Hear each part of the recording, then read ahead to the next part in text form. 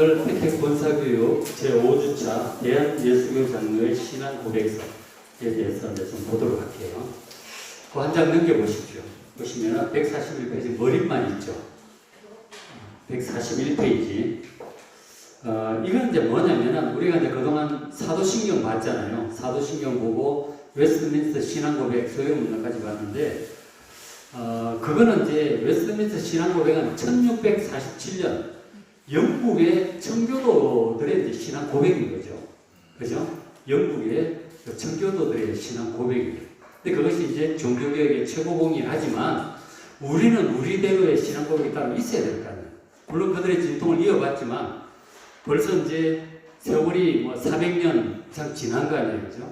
400년 정도 가까이 지났는데 우리의 신앙은 어떠냐? 우리의 말로 우리의 신앙 고백을 좀 작성을 해야 돼요. 특별히 이제 한국 교회가 선교로 100년 되던 해에 우리 장로교의 신앙 고백을 우리가 그 바탕 위에서 좀 작성을 해야 되겠다. 그렇게 이제 총회에서 결정을 했던 거죠. 머리만 한번 보시면 1983년 총회에서, 그러니까 우리나라가 기독교 처음 들어온 게 1884년이에요. 그러니까 100년 다 됐잖아요. 100년을 맞이하면서 우리 한국 장로교의 신앙 고백을 스스로 작성을 해야 되겠다. 그것도 말 되잖아요. 그렇죠? 그렇게 이제 결정을 한 거죠. 그렇게 해서 그 며칠 줄 내려가면 1986년에 이제 확정이 됐어요. 그러니까 한 3년 정도 준비해가지고 우리 장로교의 신앙 고백을 스스로 작성을 한 거죠. 이것이 뭐 뚱딴지같이 갑자기 만든 게 아니고 웨스트민스터 신앙 고백을 이어받은 우리 한국 장로교의 고유의 신앙 고백을 그렇게 하는 거죠. 그래서 두 번째 단락 보시면 본 신앙 고백서는 그간 우리 교회가 받아오는 사도신경, 웨스트민스터 신앙 고백, 서열문답, 그리고 신비신조 그런 걸 토대로 해서 그동안 있었던 이단 사이비 지침서라든가 또 현 한국교회 시대상 있잖아요. 이런 것들 다 포함을 해서 새롭게 우리의 말로 작성을 한 거죠. 그죠? 의미가 있잖아요. 100년 돼서 우리. 근데 기본적으로 웨스트민스터 신앙 고백 그 뿌리 위에 약간의 이제 약간 정리를 한 거죠. 시대적인. 한 장 넘어가서 보시면 그 몇 년도입니까? 1986년 6월 26일이잖아요. 그때 이제 재정위원회 뭐 이상근 위원장, 곽선희 목사님 석이었고 위원들이 이제 중요하죠. 실질적인 작업을 한 분들인데 레민식 이제 영등포교회 원로 목사님, 박창환 교수님하고 그 밑에 이종성 교수님이 우리 장신대 교수님이세요. 아주 뛰어나신 분들이죠. 그리고 옆에가 한철환 교수님이 있는데 이분은 이제 아세아 연합신학대학원 총장이세요. 저도 이제 거기서 공부를 했거든요.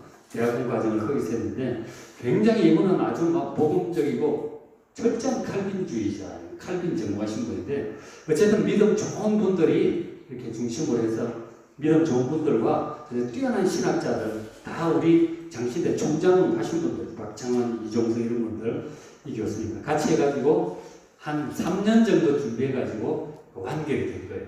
우리 한국교회 고유의 신앙 고백이다 하는 거죠. 그래서 이제 보시면은 자 대한예수교 장로의 신앙 고백서가 있습니다. 그것이 이제 우리 만든 건데 서문 보면 보십시오. 자, 우리는 성삼위 하나님의 성호를 찬양한다 그렇게 되죠. 셋째 줄 내려가서 복음이 전한 지 100년이 되었어요. 100년이 되어서 그간 우리 교회는 사도 시대로부터 전승된 그 신앙, 사도 신앙을 토대로 하는 겁니다. 사도 신앙을 이렇게 토대로 해서 항상 사도신경이 이제 사도 신앙이 뭔 줄 아세요? 예수님의 12제자가 사도들이잖아요. 사도 바울도 있고 그런데 그 사도들 초대 교회를 세웠던 그 사도들의 신앙을 이어받고 있는 거예요. 그들의 신앙이 신약 성경에 자세히 기록이 되어 있죠. 신약 성경. 그리고 이제 그걸 축약한 것 중에 하나가 사도신경이에요. 어쨌든 사도들의 신앙을 이어받는 거예요. 근데 그 1세기 당시에 사도들의 신앙과 다른 계통의 신앙들이 있었어요. 바리새인 출신들이 예수 믿는 것도 좋은데 그거 부족하고 할례도 받아야 되고 율법주의자도 있었고 뭐 신비주의자도 있고 영지주의자도 있고 막 그랬거든요. 사도시대에. 그들 중에 이 사도들의 신앙, 신약 성경에 기록된 그들의 신앙을 우리가 이어가는 거예요. 유대인들의 신앙하고 또 달라. 유대인들은 예수님을 안 믿잖아요. 그러니까 이 사도들, 예수님의 제자들, 그들의 신앙을 이어받는 그 전통 속에 있다는 것을 우리가 그런 걸 얘기하고 있습니다. 그리고 이제 두 번째 단락 보시면 돌이켜보면 우리 교회는, 우리 한국 장로교회는 순환의 민족사 속에서 순환의 길을 걸어왔습니다. 이제 사도들과 이제 뭐 다르다고 할까. 우리의 고유한 거잖아요. 100년을 진행하면서 뭐 일제시대도 거치고 6.25 일제시대 박해도 거치고 6.25도 거치고 순교자들도 꽤 적지않게 있었죠. 그게 우리 한국교회의 자라온 토양입니다. 그 다음 세 번째 단락 보시면 그건 우리 교회는 초대교회 때부터 모든 교회가 공통적으로 사용하고 있던 사도신경 우리가 다 그대로 믿고 받아들이고 종교개혁의 근본 신앙을 담고 있는 웨스트민스터 신앙법 16세기 종교개혁자예요. 루트 칼빈 이런 분들. 그 다음에 요리문화도 11신조 이런 것들을 우리가 신앙법을 삼아왔거든요. 왔는데 그러나 하면서 한국교회는 그 외면적 성장 엄청나게 성장했잖아요. 근데 이면에 문제들도 또 많아. 이제 그래서 그거를 해결을 좀 하는데 또 보탬이 되려고 이것도 작성하는 거죠. 그래서 그 다음 단락 교회의 건전한 발전은 신앙 고백의 정착에서부터 시작이 됩니다. 그렇죠? 현재 우리 한국교회는 시대적인 여러 과제들을 안고 있어요. 세상이 엄청 바뀌고 있잖아요. 그래서 뭐 종교다원주의도 그렇고 자유주의도 그렇고 공산주의도 그렇고 막 이 캐톨릭과의 관계라든가 이단들 뭐 문제들이 많죠. 그리고 내부적인 타락이라든가 그런 거 다 있잖아요. 이런 것들을 우리가 이제 새롭게 좀 해결해 나가야 되는 거죠. 그래서 그러나 우리들의 첫 번째 과제는 우리가 믿는 신앙 내용을 명백하게 좀 정리하고 정착시킬 필요가 있다. 무엇을 믿는가 하는 거죠. 144페이지 중간쯤에 보고 있습니다. 두 번째 단락 끝부분에 우리의 신앙과 신학을 통일을 해야 됩니다.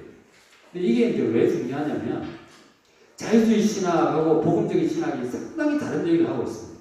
같은 성경을 보면서도 굉장히 다른 얘기예요. 그러니까 장신대에서 하는 거, 고신대 뭐 하는 거, 합동신학대학에서 하는 얘기들이 다르고 감신대에서 하는 얘기가 좀 다르고 순복신학교에서 하는 얘기들이 좀 차이가 있어요.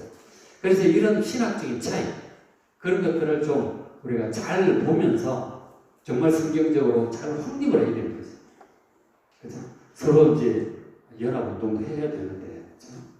그렇게 하면서 이제 또 세 번째 단락 끝부분에 보면 민족 복음화라고 하는 우리 사명도 다시 한번 상기를 시키죠. 우리 북한 민족 복음화를 해야 되는데 안 믿는 남한의 사람들도 마찬가지고 이런 데 서론 부분이 좀 특이하게 들어가겠죠. 우리 한국 장로교의 기본적인 상황입니다. 자, 그래서 이제 그 1장부터 이제 나오는데 전부 다 10장까지 1장까지죠. 10장까지 있습니다. 전부 10장까지 있는데 아주 논리적으로 좀 쉽게 이렇게 잘 돼 있어요. 이제 웨스트민스터 신앙 고백 그건 좀 길잖아요. 상당히 좀 논리적으로 제1장 성경이 굉장히 중요합니다. 성경에 대해서 어떤 태도를 갖느냐. 우리의 신앙은 전부 성경을 토대로 하고 있어요. 성경 말씀을 그대로 믿음으로 하는 게 신앙이거든요. 어떤 영적인 체험이나 무슨 뭐 이런 어떤 학자들의 뛰어난 의견 이런 게 중요한 게 아니에요. 성경이 성경. 우리의 신앙은 전부 성경을 토대로 하고 있기 때문에 성경을 잘 읽고 또 잘 해석을 해야 되는 것이죠. 그래서 성경에 대한 입장도 차이들이 있어요. 제 1장 1항 보시면은 우리는 신구약 성경에 하나님 말씀임을 그대로 받아 그리고 종교개혁자들이 내준 성경만이라고 하는 기치 솔라 스크립투라라고 하는 그거를 그대로 받아들이고 있는 거예요. 그리고 우리의 신앙과 행위에 대한 정확무오한 오류 없는 유일한 법칙임을 믿는다. 이것은 성경에 대한 절대적인 믿음을 고백하는 거예요. 그런데 자유주의로 갈수록 중간도 있고 자유주의로 완전히 가는 게 있는데 보면은 성경을 그냥 뭐 하나님의 말씀이 포함되어 있는 정도로 전부 다가 아니고 하나님 말씀이 이렇게 좀 포함되어 있고 참 인생에 좀 참고할 만한 뭐 이런 식으로 막 가요. 성경에 대한 입장이 굉장히 확실하죠. 종교개혁자들, 사도들처럼 우리의 신앙과 행위에 대한 정확무오한 유일한 법칙이에요. 성경이 아주 확실한 믿음을 가지고 하시기 바랍니다. 거기 뭐 신비 체험이나 기적 이런 것들이 신앙에 도움이 될 수는 있지만 근거가 될 수는 없어요. 누구의 꿈이라든가 뭐 계시라든가 환상 뭐 참고 삼아 좀 들어볼 수는 있죠. 그러나 성경과 다르다면 그거 다 배척해야 돼요. 철저히 성경 중심인 거죠. 성경에 합당하면 참고 삼아 받아들이고 성경과 영 배치된다. 그러면 가차없이 버려요. 2항에 보면 역시 이제 성경 66권이 우리 성경이고 외경, 위경 이런 거는 성경, 정경보다 열등한 겁니다. 그건 뭐 성경으로 우리가 볼 수 없어요. 그리고 성경에 비추어서 쓸만한지 그렇지 않은지 참고적으로 볼 뿐이죠. 3번 성경은 하나님의 영감, 하나님의 숨결로 기록된 거예요. 그죠? 물론 사람이 적었지만 하나님의 숨결로 영감으로 기록되었기 때문에 정확무오한 유일한 법칙을 받아들이는 것이죠. 4번 넘어가고 5번 보시면 5번은 신구약 성경의 관계입니다. 신약과 구약의 관계. 이것도 잘 이해를 해야 돼요. 조금 이제 약간 이상한 사상 중에 하나가 신약 성경이면 충분하다. 구약은 다 뭐 율법이고 다 지나간 거고 신약으로 완성되었는데 구약이 뭐 필요하냐. 그런 분들도 있어요. 그런 말에 현혹되시면 안 됩니다. 예수님도 구약을 보셨고 사도들도 구약을 얘기하면서 신약을 얘기하는 거예요. 구약 없는 신약은 없습니다. 똑같은 하나님의 말씀입니다. 그렇죠? 굉장히 중요합니다. 구약과 신약과 관계. 그 넘어가서 장에 5항 끝부분이 있죠. 146페이지 제일 위에. 그러므로 신약은 구약의 배경에서 이해돼요. 구약을 모르면 신약을 제대로 이해할 수가 없어요. 시편이라든가 이사야라든가 이런 막 구약을 인용을 하기 때문에 구약을 배경에서 이해하고 따라서 구약을 떠나서 신약을 바로 이해할 수 없고 신약을 떠나서는 구약의 참뜻을 알 수가 없어요. 예언적이었는데 그게 이루어진 게 신약이란 말이에요. 그러니까 그림자처럼 애매모호하게 적혀있는 것들이 있어요. 구약에 보면. 신약이 이루어진 걸 보니까 아 그게 그 뜻이었구나. 명백히 알게 되는 거죠. 유대인들은 신약을 안 믿으니까 구약을 제대로 충분히 알기 어렵다. 예언밖에 모르는 거예요. 그 예언이 실현된 걸 같이 봐야 되는 거죠. 그렇죠? 그래서 이 신구약 관계를 잘 이해를 해야 됩니다. 6번에 성경의 이해와 해석과 응용이라고 되어 있는데 이해와 해석은 성경 자체를 읽을 때 그걸 이해를 해야 되죠. 그렇죠? 이걸 보통 주석한다고 그러고 주석을 한다고 하는데 그 주석책이 다 이해한 그 원어적인 뜻이나 문화적인 뭐 이런 뜻 하는 거죠. 응용은 바로 적용이라고 얘기하죠. 말씀이 내 생활에 적용하는 거예요. 이거 둘 다 중요하죠. 그렇죠? 성경에 관해서 이제 중요한 것들을 정리를 잘 해놨고, 그 다음에 제2장 하나님에 대해서, 성부 하나님이죠. 여호와 하나님에 대해서. 1번 하나님의 하나님의 심성이, 하나님의 심성을, 하나님이 어떤 분인지, 거룩성, 사랑, 뭐, 천지 충만, 전지전능 이런 것 심성이죠. 그 다음에 2번은 삼위일체에 관해서 삼위일체가 항상 중요합니다. 왜 삼위일체가 중요하냐면 유대인들은 여호와 하나님밖에 안 믿는 거예요. 삼위일체라고 하는 것은 하나님의 아들 예수님을 믿는다는 거고 그리고 보혜사 성령님을 믿는다는 그런 뜻이에요. 성부, 성자, 성령 삼위일체 하나님을 믿는 거예요. 유대인들은 여호와 하나님밖에 안 믿습니다. 예수님을 안 믿고 성령님도 그렇게 믿지 않아요.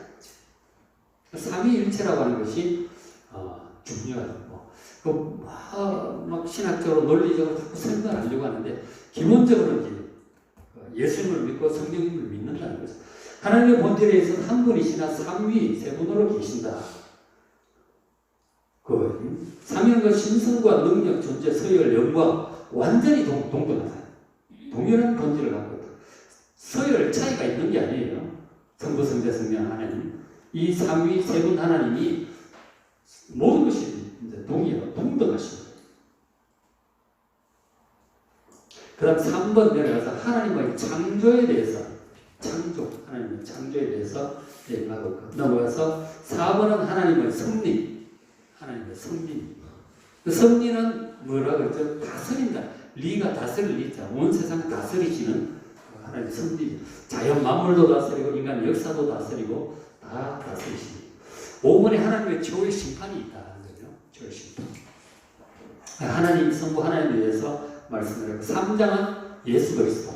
아주 참 논리적으로 구분을 잘 해놨어요. 우리 장로의 신조.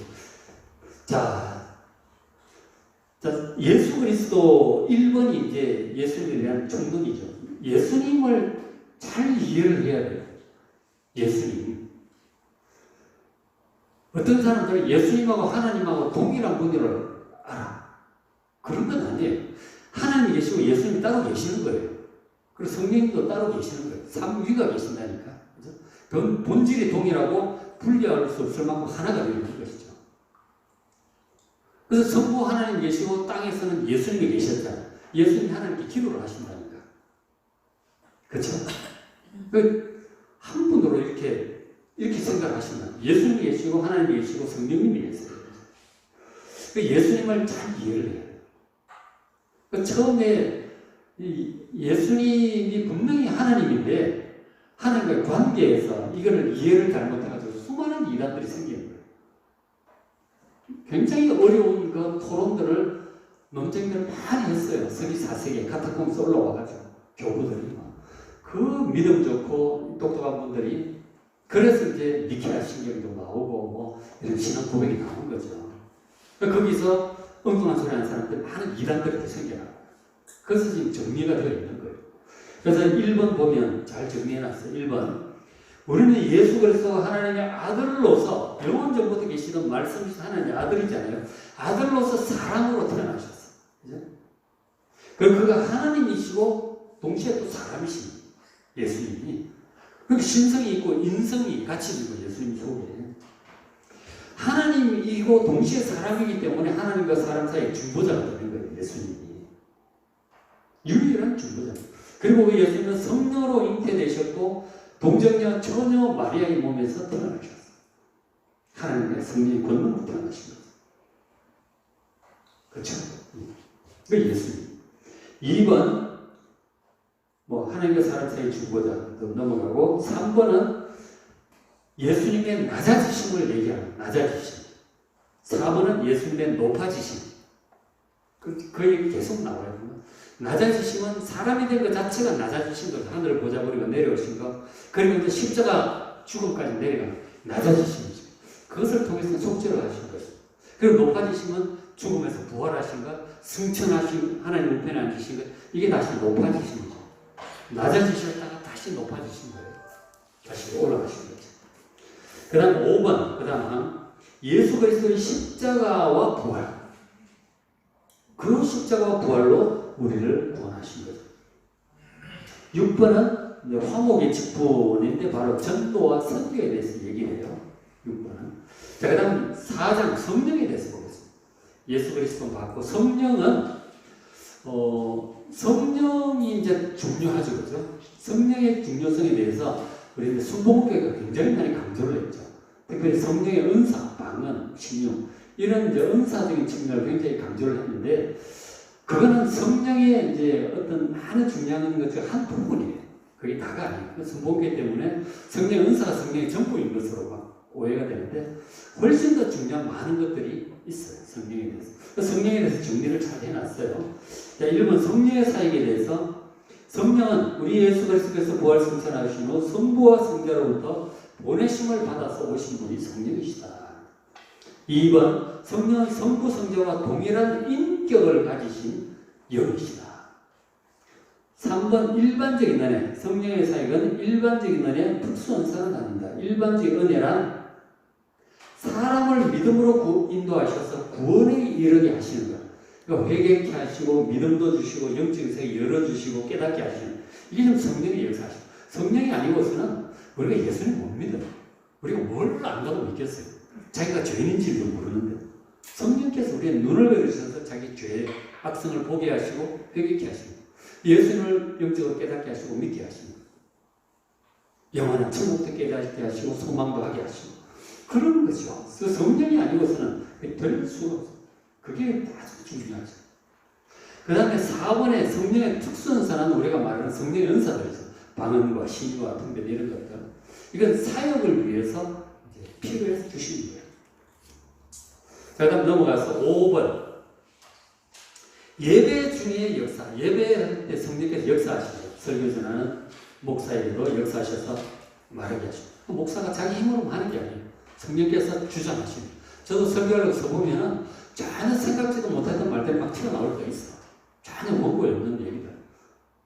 그 성령께서 하시는 거죠. 그런 게 있다니까. 그거 보면 나중에 그 말씀에 굉장히 막 은혜 받았다고 그러고 뭐 깨달았다고 그런 얘기도 막 하고 이러시더라고요. 그 성령께서 하시는 거예요. 그 듣는 자들에게도 그렇게 동일하게 역사하시는 거예요. 이 세상 강연하고 다른 거예요. 설교는.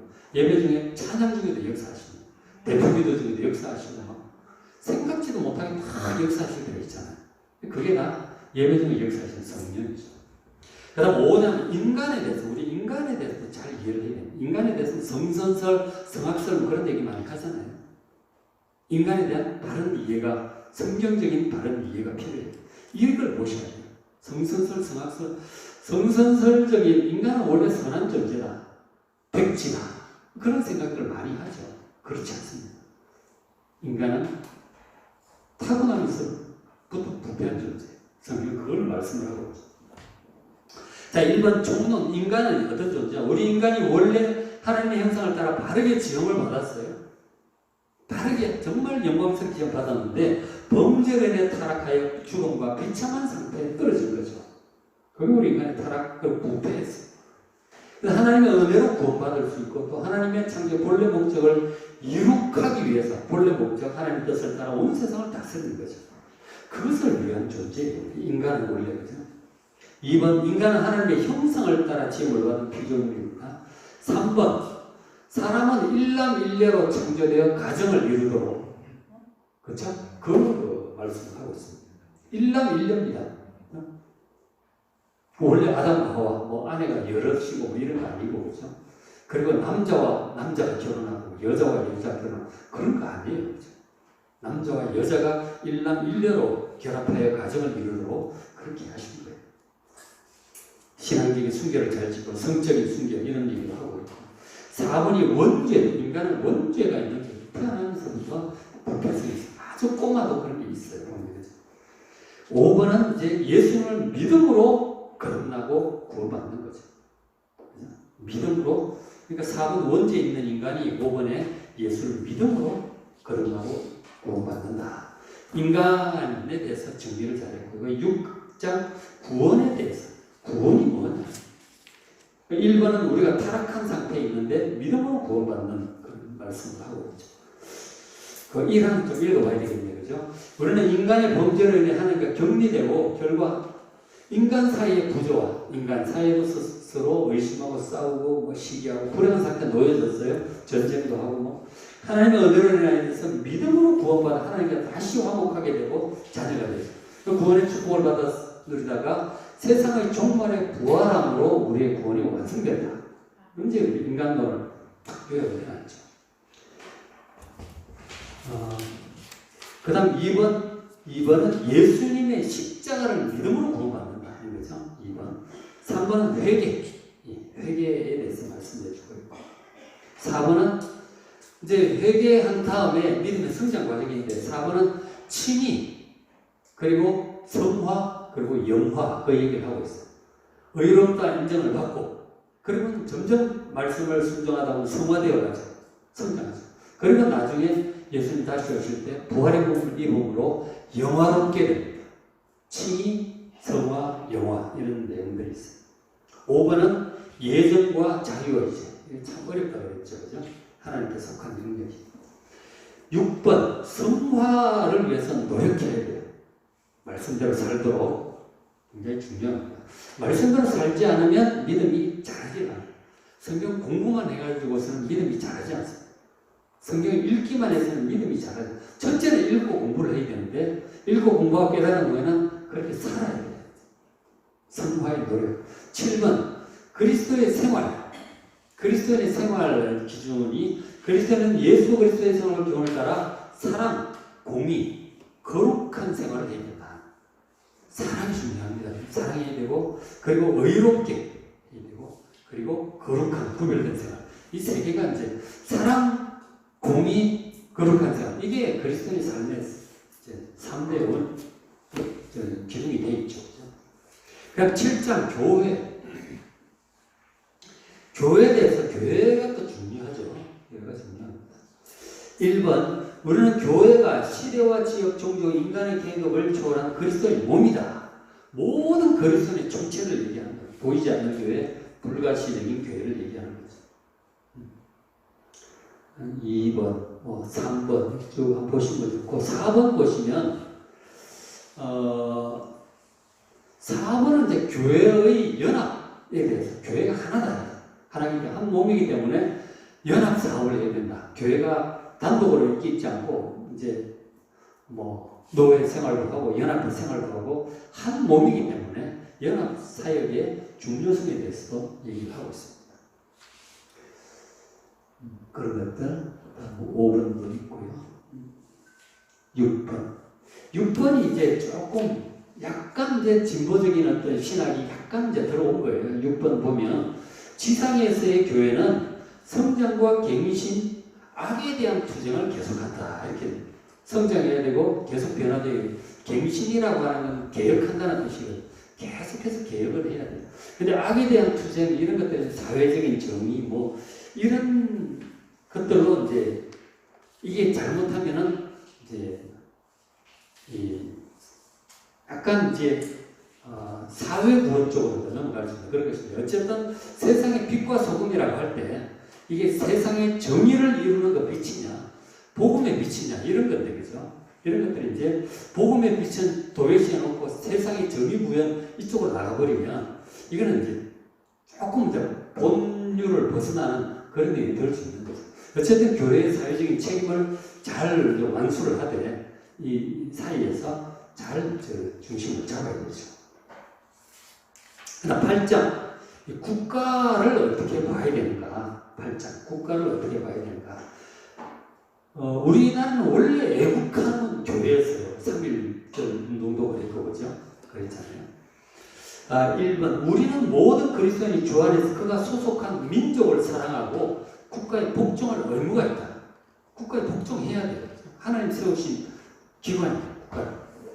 2번 국가의 긍정적인 면을 보여주는데 국가는 하나님의 통치권 아래 존재하고 하나님이 허락한 한도에서 권세를 행사한다. 그러니까 국가가 이제 나라의 질서를 유지하죠. 국가가 없다면 세상 무법천지가 돼요. 엉망진창 되는 거예요. 도둑질하고 뭐. 그러니까 국가가 있기 때문에 도둑질 못하고 남의 거 뭐 그리고 하여간 이런 것들 그죠? 질서가 서잖아요. 국가가 아주 중요합니다. 중요한 게 있는데 3번에 보시면 국가가 잘못할 때가 있는 거예요. 그러니까 하나님을 섬기지 못하도록 박해를 한다든가 악을 자행할 때 국가에 항거할 수밖에 없죠. 이게 참 어려운 일입니다. 이런 게 옛날 잘못하면 안교부에 끌려가는 일입니다. 국가에 항거를 할 수가 있는 거죠.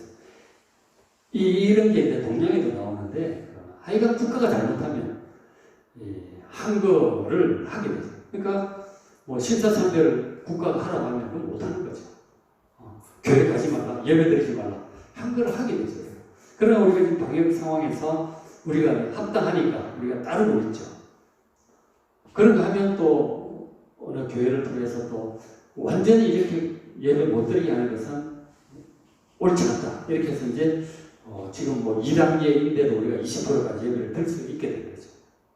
그래서 어쨌든 이 국가가 정말 하나님 뜻에 반해서 나갈 때는 항거할 수 있다고 하는 것을 얘기를 하고 있습니다.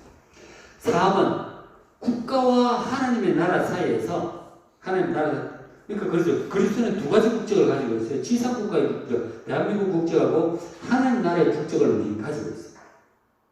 사고 배타적, 적대적이 아니고 보완적이다. 만일 양자택일을 강요당하면 그리스도는 지상 국적을 버리고 하나님 나라를 택하는 것이다. 그래서 순교 기꺼이 각오하는 거죠. 이걸 우리가 국가를 좀 보셔야 됩니다. 5절에 국가의 전쟁이 발발했을 때 국가의 하나님의 공의에 모순되는 것이 아니라 나라의 보호를 위해서 기꺼이 총 들고 총을 쏴야 되는 거죠. 그런데 이제 여호와의 정의는 절대로 군대 안 간다고 하죠. 그것은 국가를 우리가 지킬 때는 지켜야 되는 거죠. 종말을 돌려야 되는 거예요. 불의의 세력과 싸우게 됩니다.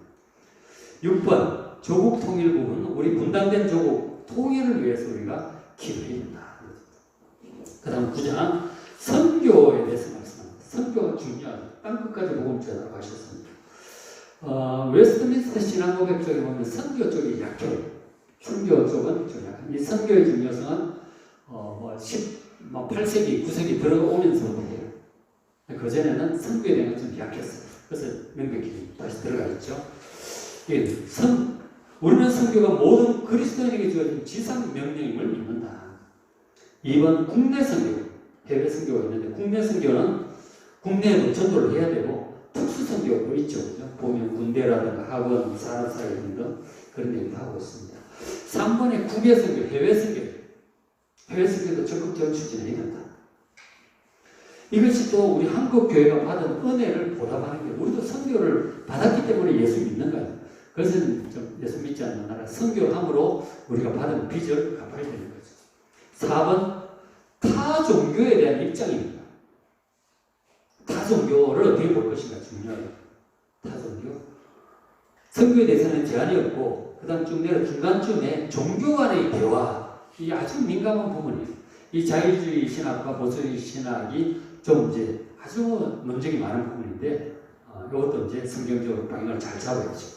이런 부분을 조금 이제 교육을 했어요.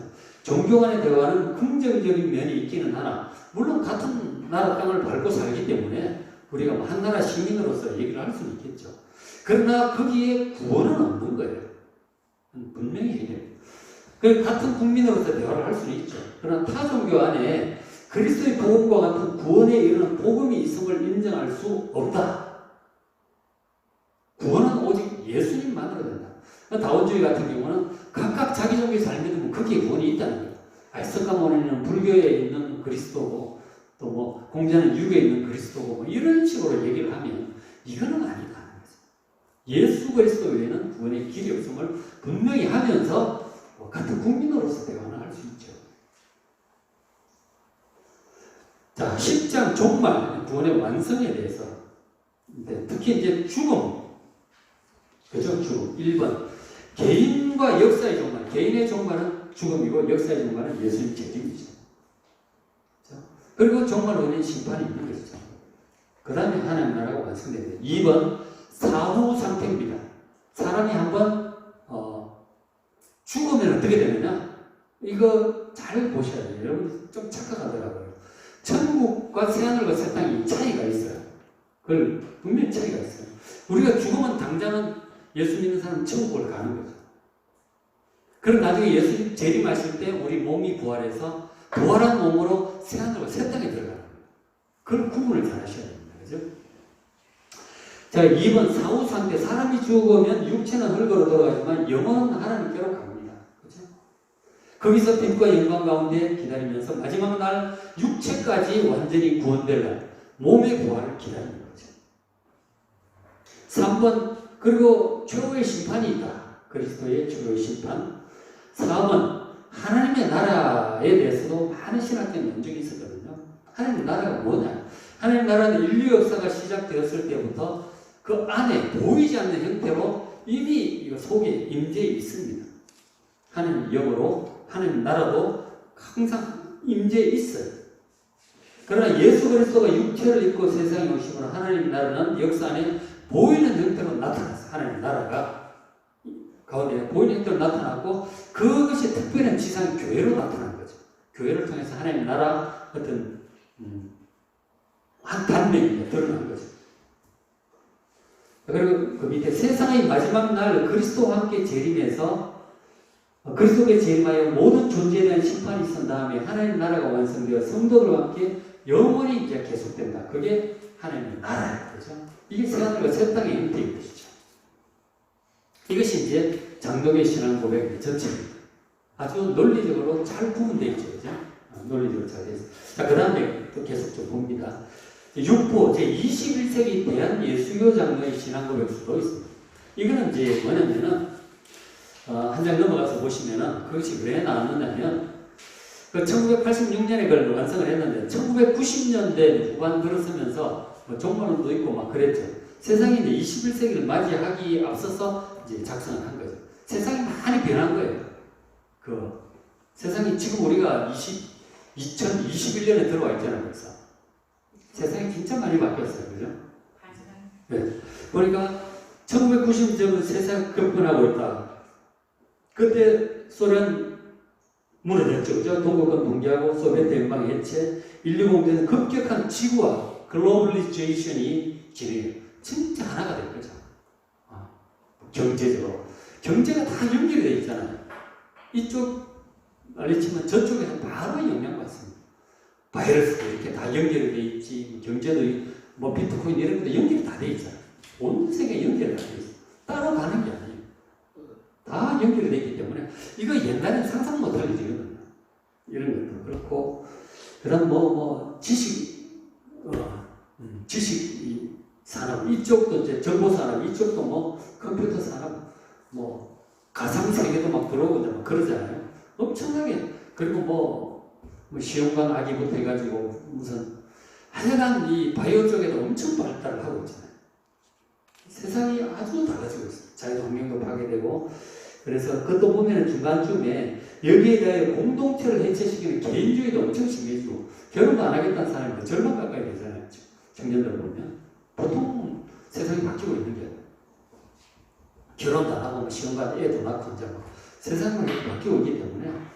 그래서 그러면서 이 보편적이고 객관적인 사도적인 신앙 내용을 거부하는 상대주의 다원주의, 이것도 이제 상당히 이제 자율주의 그것들이 거세게 가고 있죠. 감성적인 경험을 중요하는 포스트 모더니즘, 세상이 바뀌고 있다. 그래서 우리 한국교회는 이상과 같은 세계사적 도전과 이 시대의 징조들을 바로 읽고 신학 방향을 정립을 할 필요가 있다. 신앙 사조를 정립을 할 필요가 있다. 그래서 이제 이 21세기 고백서를 지금 다시 한번 작성하고, 급변하는 세계 속에서 우리 신앙도 자꾸 변하니까 중심을 분명히 하려고, 또 변화도 좀 수용도 하면서 그렇게 하는 거예요. 그래서 이제 해서 1997년에 이제 이런 것들을 했죠. 자, 1장 보시면은 그렇게 길지 않습니다. 조금만 보면 돼요. 1장에 보시면은 21세기에 대한 여성에 대한 거에 신앙 고백서, 예배용이라고 되어 있는, 예배 때 이걸 사도신경 대신 고백해도 된다. 이제 그렇게 해놓은 거죠. 그리고 좀 더 자세한 내용은 뒤에 있죠. 그래서 이제 신앙 고백서 사도신경 대신으로 할 수 있도록 해놓은 건데 6항까지 있습니다. 6항까지 있는데 1항을 보면 성부 하나님에 대해서, 성부 성자 성령 중에 성부 하나님에 대해서 고백하는 거고, 2항은 우리 인간의 타락에 대해서 고백을 해요. 3항은 예수님에 대해서 고백을 하고, 4항은 성령님에 대한 고백이고, 5항은 교회에 대한 고백이고, 6항은 우리 구원의 완성에 대해서. 구원의 완성 보시면 우리는 예수 그리스도의 재림으로 새하늘과 새 땅이 이루어질 것을 믿습니다. 그 세계는 부활한 하나님의 백성과 새롭게 된 만물이 하나님을 예배하며 사랑과 교제를 나누는 영원한 나라가 될 것을 믿습니다. 이렇게 고백을 하고 있죠. 마지막 이 구원의 완성이 모습이 이렇게 새하늘과 새 땅. 이것이 예배 때 사도신경 대신으로 쓸 수 있다. 이렇게 했고, 그 다음에 2장 제21세기 대한민국 장르 신앙고백서 있는 전체 내용이죠. 이걸 토대로 그 앞에 예배용 그걸 만든 거죠. 이것도 역시 1항부터 6항까지 좀 더 자세히 나와 있죠. 1항은 사랑과 생명을 이루신 삼일체 하나님에 대한 고백이고, 좀 더 자세한 내용이죠. 2항은 죄로 인해 타락한 인간, 그 3항 복음을 통해 새롭게 창조된 하나님과 인간 필경을 사이 교제, 즉 예수님에 대한 고백이 있어요. 예수님의 구원에 대해서. 그럼 4항 성령님, 성령님에 대해서 고백을 하고 있어요. 5항은 교회와 하나님의 나라에 대해서 고백을 하고 있고, 교회 중요하잖아요. 그죠? 6항 새 하늘과 새 땅에 대해서, 구원의 완성에 대해서 고백을 하고 있습니다. 이것도 이제 정리가 잘 됐어요. 그죠? 더 요약해서 정리가 잘 된 것 같아요. 그래서 우리의 사명이라고 하는 것을 추가를 해놨죠. 176페이지. 1번, 우리는 교회가 하나님을 선포한다. 교회는 하나다. 서로 연합하고 복음을 전파. 2번, 우리의 신앙의 뿌리죠. 뼈대. 우리는 사도적인 복음, 그리고 사도신경과 니케아 콘스탄티노플 신조, 뒤에 나오니까 다시 설명드릴게요. 그 신조, 나타난 삼위일체 하나님을 포함한 사도적인 신앙을 공유하고 있다. 이것이 아니면은, 이것을 받아들일 수 없다면 우리는 이단으로 볼 수밖에 없죠. 그런가. 그 다음 3항 보시면은 새하늘과 새 땅을 소망하며 사는 거죠.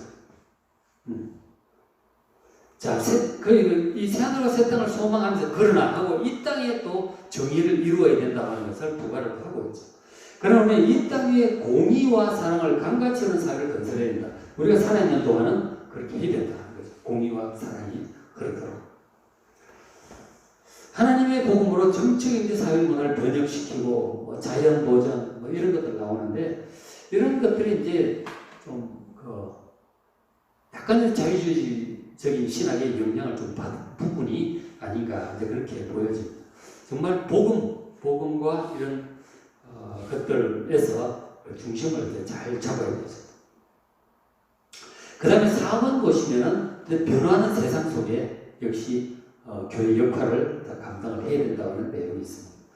자, 3장 보시면은 3장 니케아 콘스탄티노플 신조가 나와요. 다시 한번 나옵니다. 이게 이제 중요한데 이게 이제 쉽게 말씀드리면 이런 거예요. 사도신경 대신으로 이것을 이제 고백하는 교회들도 많이 있어요.